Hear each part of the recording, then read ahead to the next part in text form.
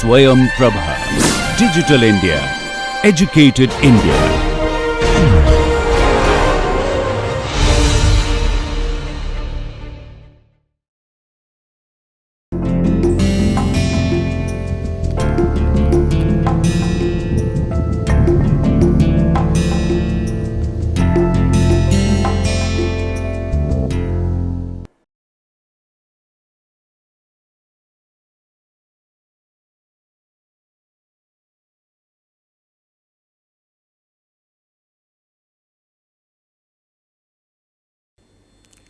Welcome to the NPTEL course on Structure of Materials. My name is Anand Subramaniam, and along with me Professor Sandeep Sangal will be instructing this course, which will be dealing with various kinds of materials and their structure. We are both faculty at the Indian Institute of Technology, Kanpur.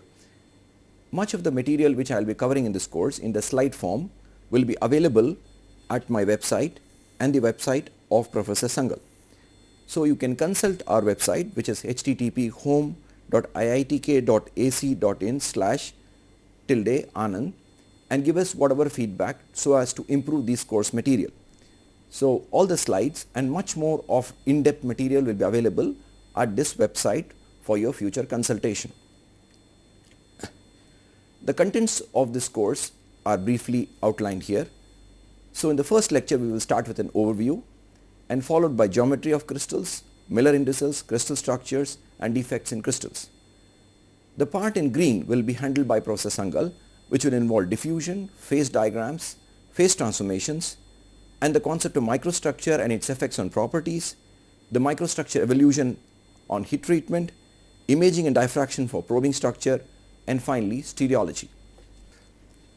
This course is expected to be complete in itself and with the added material which I told you is available in our websites, but additionally students may want to refer to certain standard texts on various aspects of structures of materials and also on material science. The good texts which you can refer to, for example, are the Material Science and Engineering by Professor V. Raghavan, the Structure and Properties of Materials by Professor Murthy, Jena, Gupta and Professor G.S. Murthy, the Callister's Material Science and Engineering book, and the Science and Engineering of Materials by Askland and Fule. There is quite a bit of good online content available which can supplement this course, and some of them are listed here, and you may wish to refer to these websites for further information, not only on structure of materials but also on various other aspects of material science and engineering. So in this lecture, which is an introduction, we will have a broad look at material science and engineering and where does it fall in an even broader scheme of things. We will look at what common type of materials we encounter in our normal life and how does the structure of these materials finally influence its properties. We will look at the important goals of material science, and we will have a look at what exactly are those things which will go on to determine the properties of materials and which will put some of the issues involved in good perspective. So let us start with a common set of materials which we normally encounter in our everyday life, and here is a small collection of these kind of materials. You can see on the left hand side of this diagram that there are ceramics. The one in the front is an alumina crucible. There is a ceramic honeycomb. There is the common glass slide which is amorphous. There is also a crystal in front which you can see here. There are certain other materials like metals, graphite and polymers. So what I shall do now is to actually take up some of these materials in real life and actually explain some more points about them. So here I have in front of me some ceramics. This is a ceramic disc, this is a ceramic crucible, and this is a ceramic honeycomb. This is a graphite crucible which is typically used for melting materials like metals. You have a glass slide here, another glass slide here. There is, you can see a crystal which has formed here. And we will later focus on this crystal to see that actually there is a nice outline, a hexagonal outline which is forming here when this crystal is growing. So you can clearly see in this view that there is actually a nice outline forming, and later on in the course we will see that how the structure of the material at the atomic level is responsible for such a beautiful shape in its growth. We are also accustomed to beautiful shapes of growth of, for instance, ice crystals or the ice snowflakes. Here you have certain metals which are kept here. For instance, this is copper, this is aluminium, and these metals also have a certain underlying structure which is responsible for some of the properties which we observe. On this side of the figure, we have certain polymers, and you can see that this is the common pen cap. This is a polymer, for instance, which can actually be bent a little bit. It's amenable to deformation, but as you know, certain other kind of polymers may not be amenable to deformation. This polymer, for instance, is transparent, while this one is opaque. In addition to these metals and ceramics and glasses which I have got here, I have got certain other specimens here. For instance, I have got an aluminium rod out here. I have got another rod which is typically, as you might have seen, is used in reinforced cement concrete. It's used for construction purposes of buildings, and additionally there is another steel rod which is kept here. So I shall take one of these rods, the first the aluminium rod, and I will try to bend the rod using some force, bending force. Now if I try to bend this aluminium rod by using a bending moment, you can see that I can easily bend this rod. Of course it takes a little effort, but it's not that difficult to bend this rod. Now let me take up this iron rod which is kept here, and I will try to bend this rod. You can see that I need to apply considerable amount of force before I can bend this rod. It is still possible that I can bend this rod, but with considerably additional force. Now this rod, I am not going to attempt to bend it because this is meant for construction purposes, and actually it will be very difficult to bend this rod under the normal bending moments which I am applying using my hands. Therefore, you can see that even among these three metals, there is a considerable difference in a simple property like the plastic deformation or the permanent deformation. Now let us try to contrast this three metals with another material which we have now encountered, which is the glass slide, and let us see how it behaves when I try to deform it. So I have a glass slide here which I will try to deform by bending. So let's see what happens when I try to bend this glass slide. You can see that this glass slide actually breaks up, and in the process of breaking up, you can see that it breaks up into a lot of shards which are very, very small. And I'll keep some of those pieces here for a close-up inspection later. But as you can see that, clearly see that this glass slide does not undergo any kind of deformation or very little deformation before it fractures. So let us look at some of the pieces of these glass slides which are kept here. And there are two kinds of glass slides, the one which I just broke now, which is actually etched glass. In other words, it is a glass slide which has been etched with hydrofluoric acid, and if you did the same experiment with an unetched glass, there are samples of unetched glass also which have been broken in bending, which have been kept here. You can see here on the top. So these are samples of unetched glass which have been broken in bending, and these are samples of hydrofluoric acid etched glass which is broken in bending. You can see, if you look at the detail, and you can see this in a close-up view, you can take a little closer view on this, you can see that the glass here has lot of cracks. You can see that. Now this kind of a glass, breaking of glass might remind you of the breaking of windshield of cars. So this glass has lot of these cracks, while a comparative sample, which is the unetched glass, does not have so many cracks when it fractures.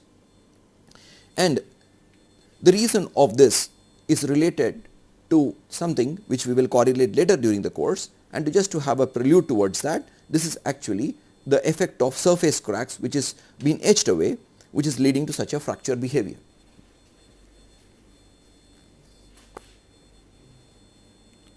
So let us revise some of the experiments we had just now seen.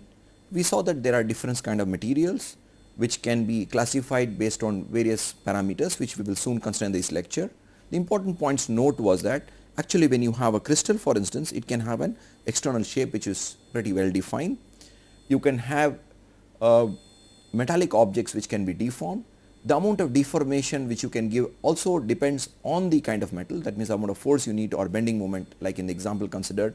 We could easily bend aluminum, while we found it very difficult to bend the reinforcement bar.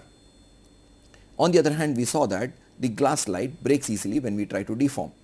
Not only that, we saw that the glass slide, the kind of fracture surface created and the amount of force actually we need to apply to break a glass slide depends quite a bit on the processing conditions. In this case, one was an etched glass slide, wherein we saw that there were numerous cracks in the material which was fractured, and the other was an unetched glass slide, wherein the fracture was mainly due to a few cracks propagating and breaking the material.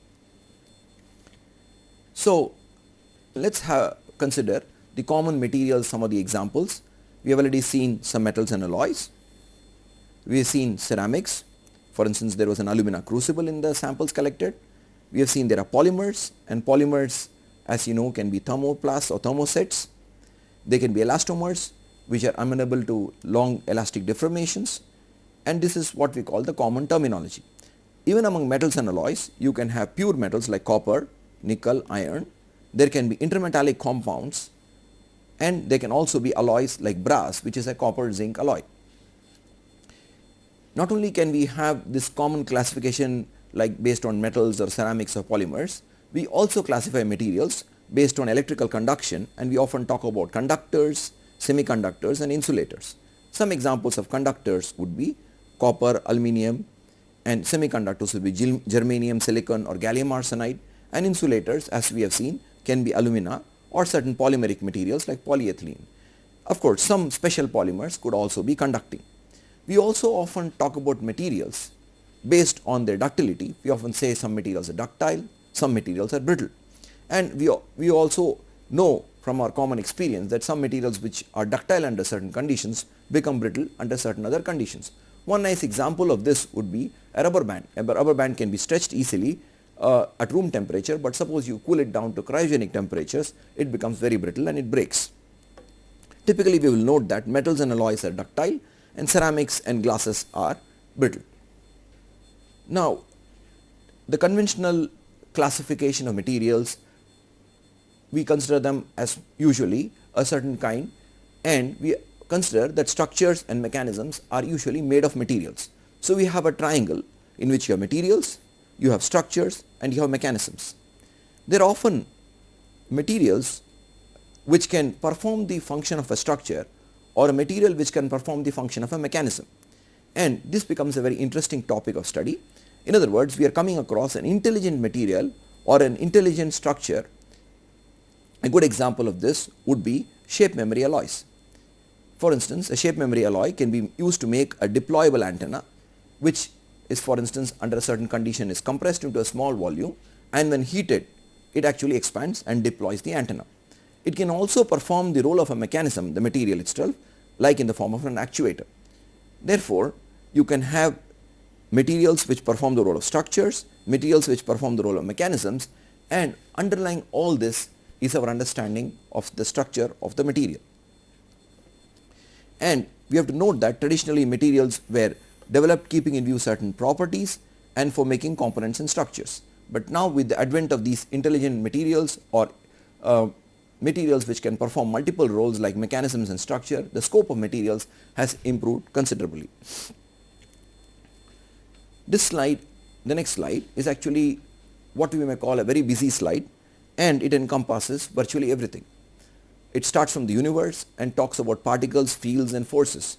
But what we need to focus from this course point of view is the area enclosed by this ellipse, and this is the domain of what we might call material science. So let us focus on this domain of material science, wherein we talk about the atomic structure of matter and how this atomic structure of matter can be classified in various ways, and how we can understand this material zone, especially from a structure point of view.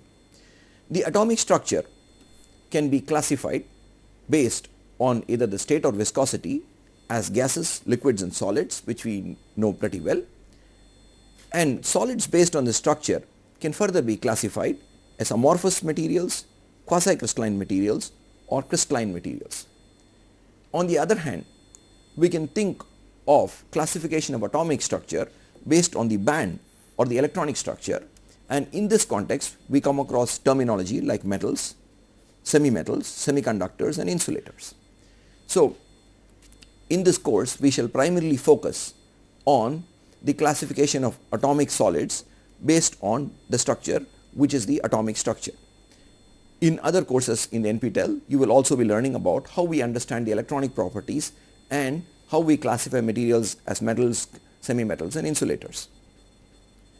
Further, you can see in this classification scheme that we can have materials based whose classification is based on size, and based on this classification you can have materials which can be classified as nanocrystals and nanoquasicrystals and nanocrystals. So in some sense nanocrystals can be thought of as in between something which is amorphous and crystalline. Okay.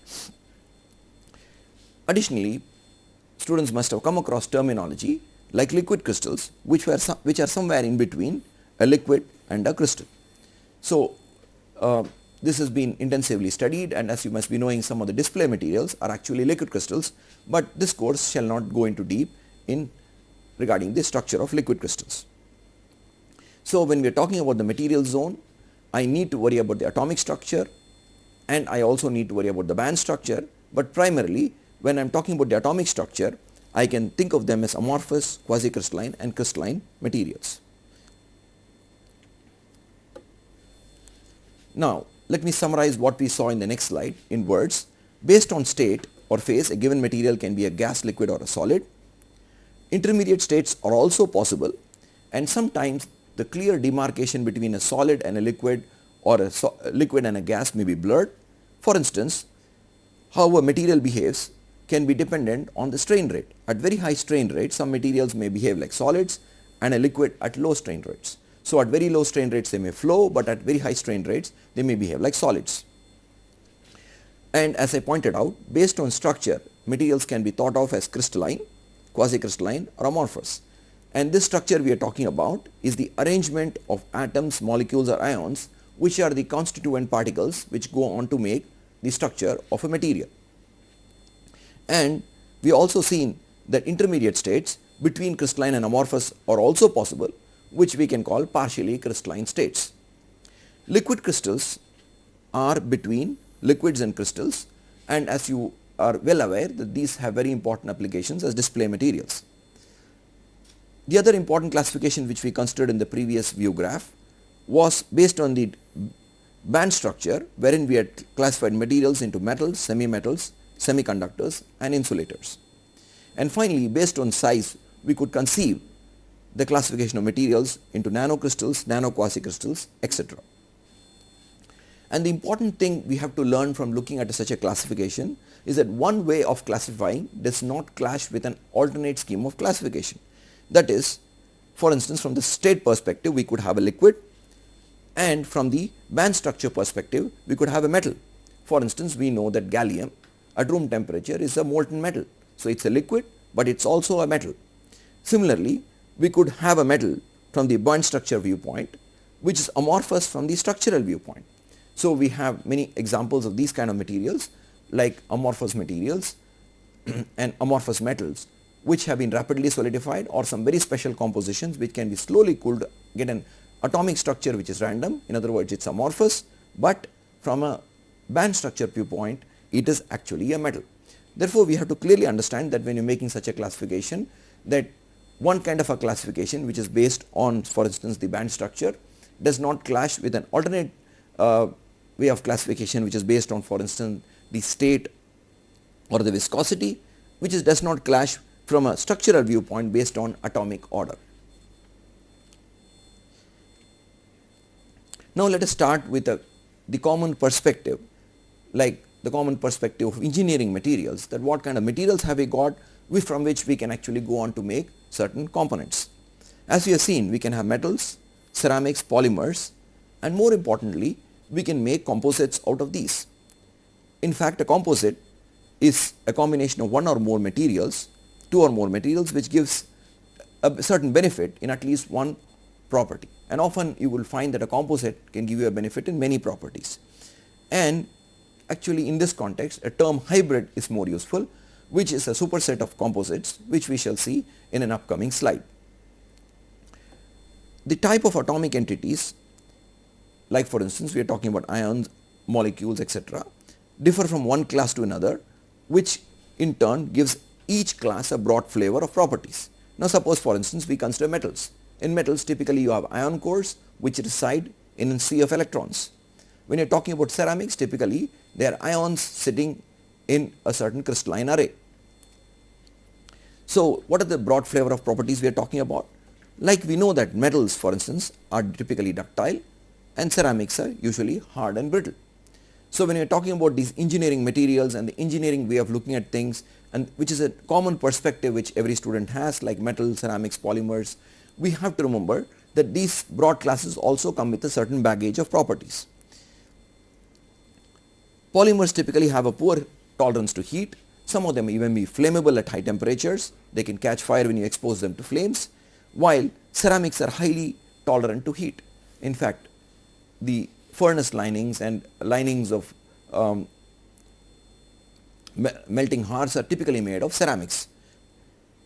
Metals typically, when they are in bulk, are opaque, while on the other hand silicate glasses are transparent, like we had seen in the example of our glass slide which we broke. The glass slide was transparent, while the metals, the rods, were opaque.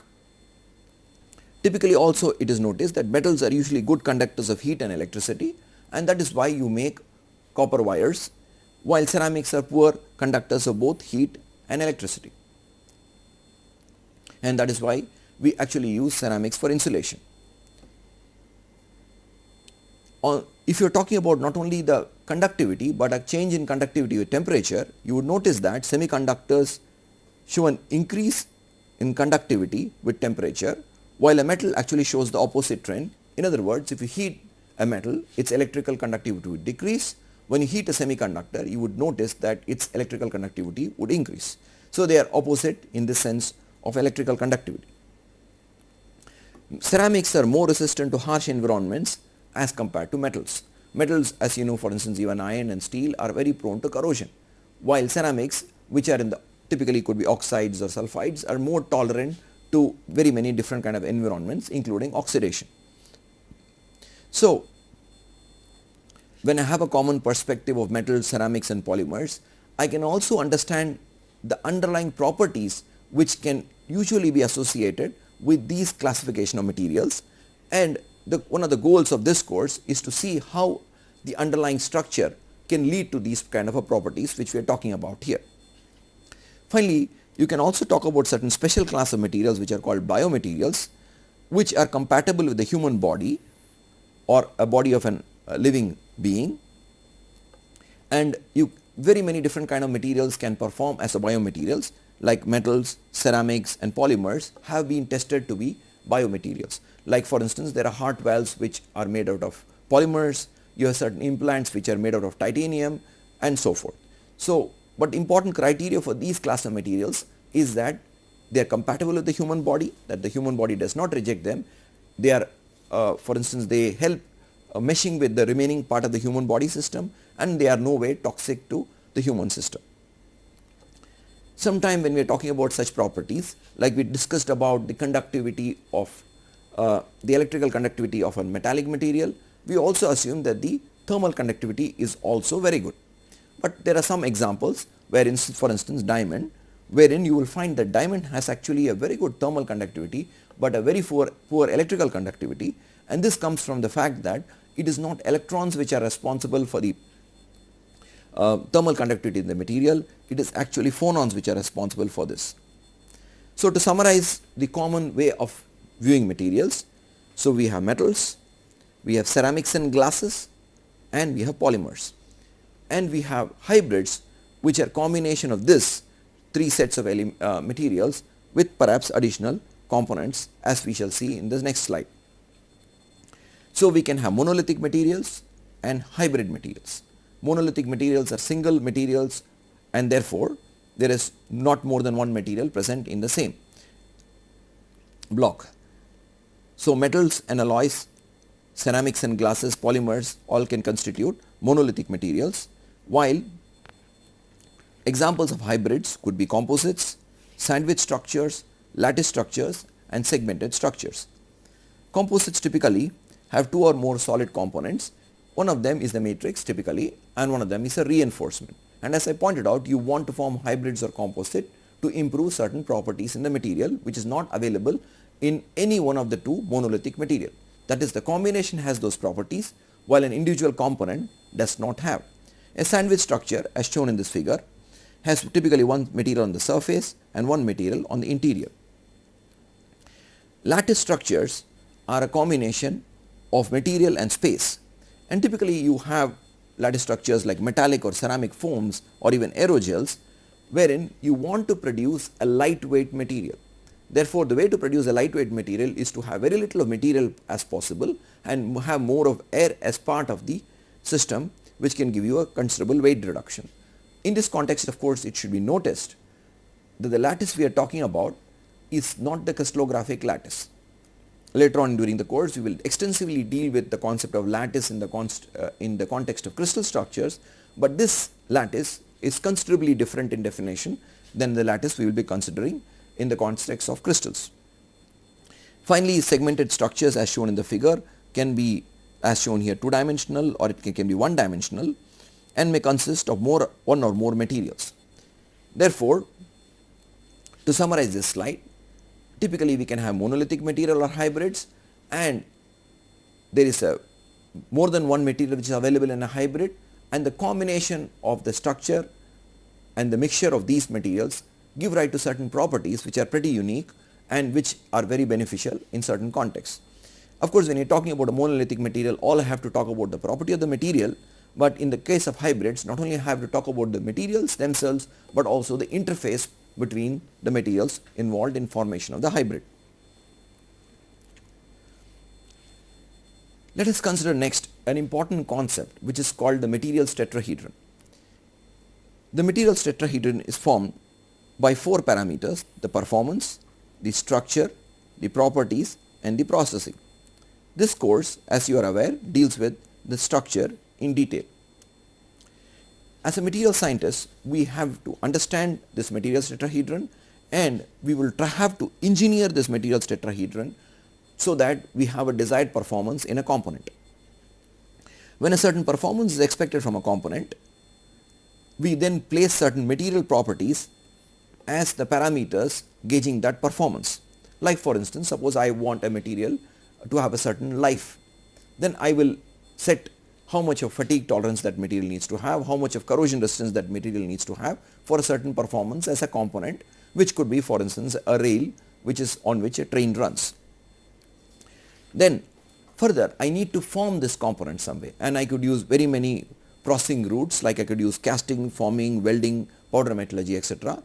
And this processing route I can actually manufacture the component.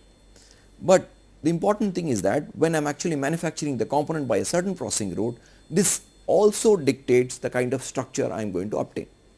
And as we shall see during the set of these slides and during this course, that this structure word is a very loaded word. It has a lot of deep meaning, and one has to actually traverse across length scales to understand how we can understand the structure of a material. And in this context, we are not only talking about atomic structure, we are also talking about a more involved word which is called the microstructure, which we will come soon we will deal with this in this lecture. As you might have noticed during the course of this lecture, that we are having a broad overview of very many concepts which are actually going to be dealt with much later in the course. So this is just a broad overview, and a student should remember that these terms which are dealt with in this lecture will be actually expounded in detail later on, and therefore this is just giving you a broad flavor of what are the factors involved in understanding material science engineering, especially from a structures point of view. The structure in turn determines the properties and will dictate the performance of the component. Therefore, all these concepts like performance, structure, properties and processing are intertwined in the form of a tetrahedron, and it is the goal of a materials engineer to actually engineer this tetrahedron to understand the relationship between structure and properties, between properties and performance, and finally how to design processes which can actually give you all the required performance from a component. Now, when you are talking about properties of materials, electronic interaction at the fundamental level is responsible for most of the material properties, except for a few wherein you actually have to invoke the nuclear interactions, but usually it's the electronic interactions which is responsible for most of the material properties which we are going to be dealing with. But from an understanding perspective, we can break down this what you might call these electronic interactions, which finally lead to terminology like bonding and structure. So we can break down this more what you might call abstract concept of electronic interactions into a more accessible concept, which is bonding, and the atomic structure, and this will help us understand that how some of the material properties we are talking about is evolving from bonding and structure. So this course will deal in detail with the structure of materials. So from the bonding perspective, we can think of two kinds of bonds, the strong ones and the weak ones. The strong ones can be covalent bonding, ionic bonding and metallic bonding, and some of the examples of weak bonding are the hydrogen bond and the van der Waals bond. As you might be aware that hydrogen bond is responsible for some of the very interesting properties which water displays. And as you might be aware that, for instance, diamond is very hard. This is coming from the covalent bond, which is very directional and very strong, which is giving diamond its extreme hardness. For instance, sodium chloride, our common salt, is an ionically bonded solid. Common metallic materials are metallically bonded. Now the other wing of these electronic interactions, which is what this course is all about, is the structure. And we shall go in detail during this course of understanding structure at various length scales starting from the atomic structure. But when I am looking from a bonding perspective, it is not necessary that a bond has to be a pure form. That means a material may be having pure metallic bond, or it could have a mixed character between metallic and covalent bond, or a mixed character between ionic or covalent bond. So in general, the bonding characteristic could lie somewhere in the triangle which is shown here. So just to revise this slide, a common way of understanding the properties of materials is to look at the bonding and also to look at the structure. And when I have an understanding of the bonding and structure, then I have pretty good understanding of the properties of materials and how the properties of materials can change with various parameters, which include, for instance, temperature, pressure, etc. We had previously considered that how certain broad flavor of properties can be associated with a common kind of materials. Like we said that, for instance, ceramics are typically brittle. But now we can associate these broad flavor of materials with the kind of bonding in the material, which are basically coming from the electronic interactions as I had pointed out in the material.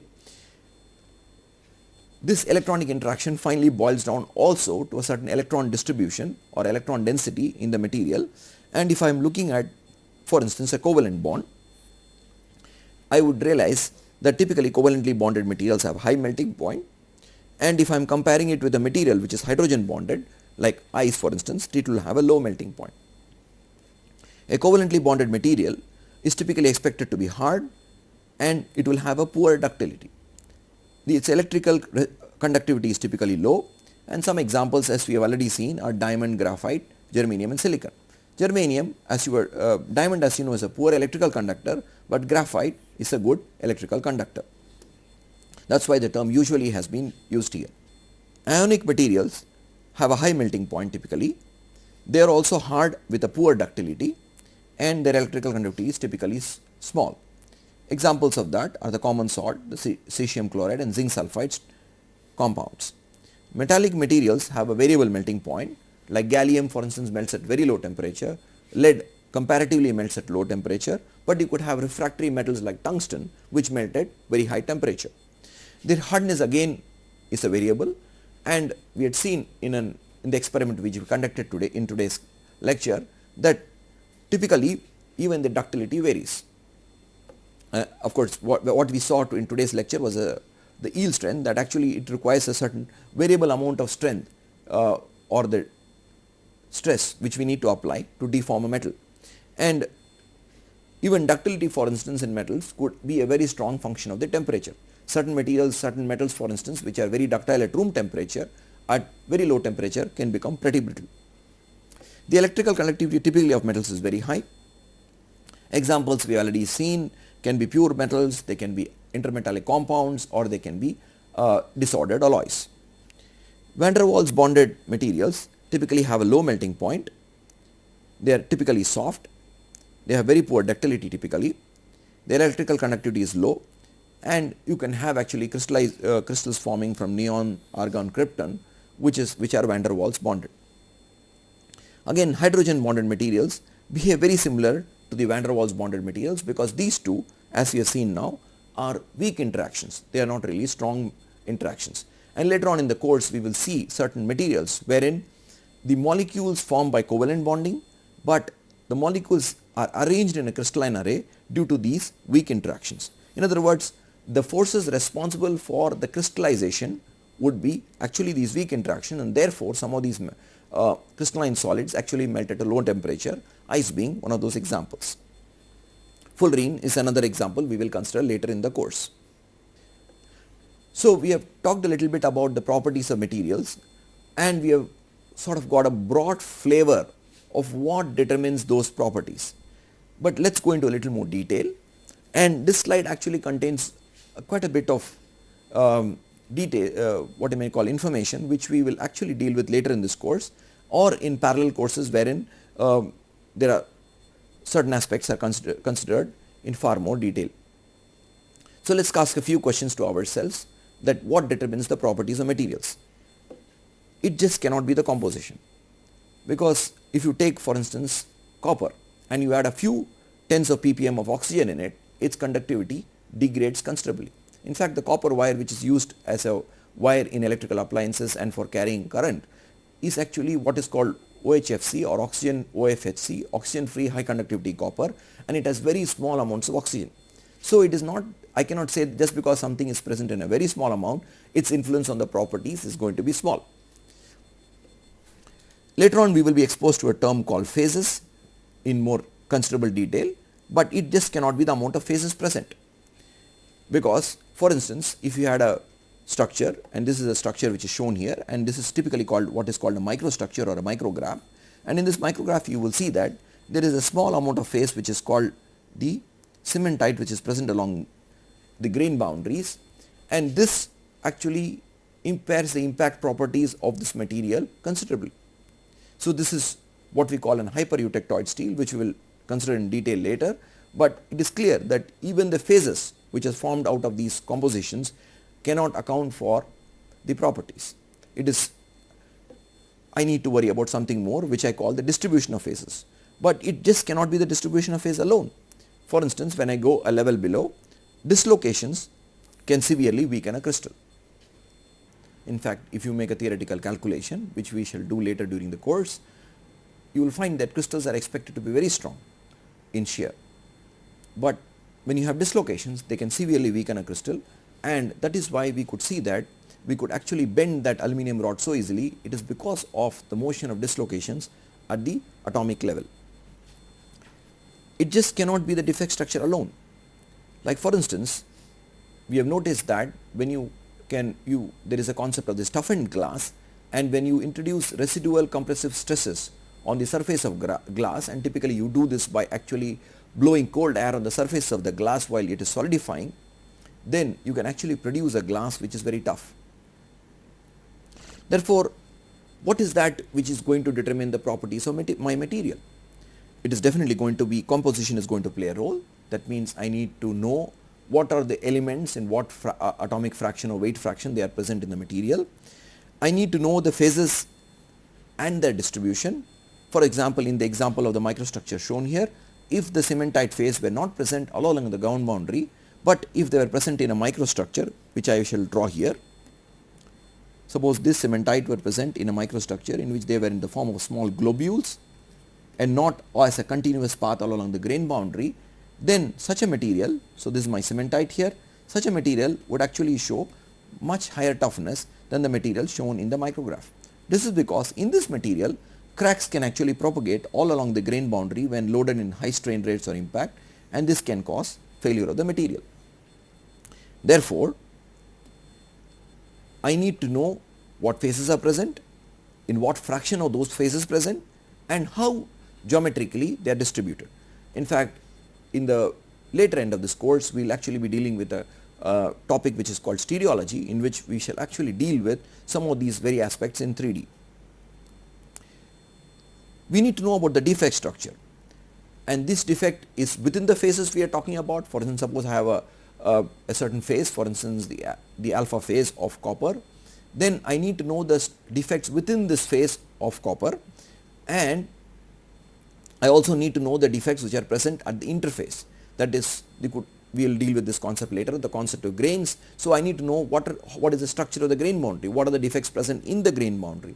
Therefore, I need to know the defect structure in the material, and we will go on to formally define the term what is meant by a defect structure.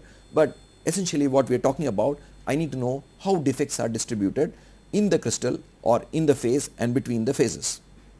Last but not the least, I cannot ignore residual stress. But as we have seen that a glass can be very brittle under normal conditions, but suppose I introduce residual compressive stresses on the surface, then the same glass behaves in a toughened fashion.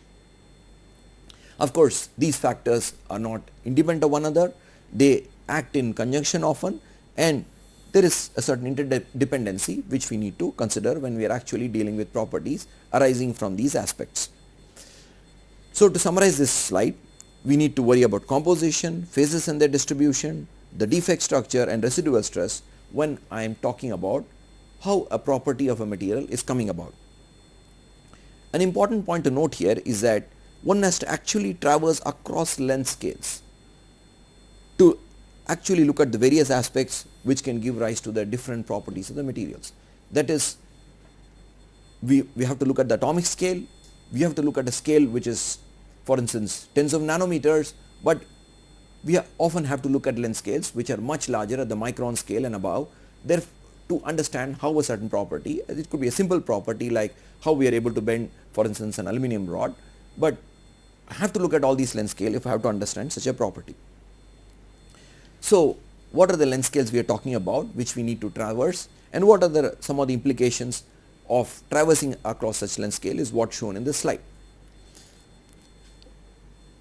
We have an atomic scale, for instance, wherein you have the atom and the nucleus, etc. But this is typically, as I pointed out, in the zone of physics, and in the material zone we actually talk about the structure from a crystal structure point of view or the atomic structure point of view or all the electromagnetic structure point of view. The next scale is the scale of the microstructure. So this typically would be a scale in the of the order of angstroms. The microstructure is a scale which starts, as we will actually formally define the microstructure also very soon, but this scale is not a fixed scale, but it starts from the scale above the crystal structure and extends all the way up to the scale of the component, which is the next scale we are talking about. And we already know, for instance, this component is actually manufactured using certain methods of manufacture like casting, metal forming, welding, or for instance machining. And this very processing is in fact going to affect our microstructure. So in other words, the processing route is actually going to affect our microstructure and quite a bit of what kind of a crystal structure which is going to form. For instance, suppose I do a casting. If the casting is involving slow cooling rates, I would actually obtain a polycrystalline material. Say for instance I am cooling an alloy. It could so happen if I do the same alloy by a very fast cooling rate, by for instance throwing the melt onto a fast rotating copper wheel, then actually I could get an amorphous structure. So the structure is not independent of the processing, as we had seen in the materials tetrahedron in a few slides back. And this microstructure actually can be tailored by what we might call thermal treatments, mechanical treatments, or a combination which we can call the thermomechanical treatments. We now go on to what we might call a functional definition of the microstructure. Typical textbook definitions tell you a microstructure is a structure which is viewed under high magnifications. Like for instance, you can see a micrograph on the left hand side, which is nothing but an cold worked annealed copper which shows recrystallized grains, and it also shows certain details in the structure. For instance, this is a twin which is shown here. So what is the functional definition of a microstructure, which just merely goes beyond the definition based on a scale? This definition of a microstructure, which is arising from the need which I had put forth in the previous slide, the need for the fact that we need to consider the composition, phases and the distribution, the defect structure and the residual stress when I need to worry about the properties. So the functional definition of microstructure would be involve phases and their distribution, the defect structure and the residual stresses.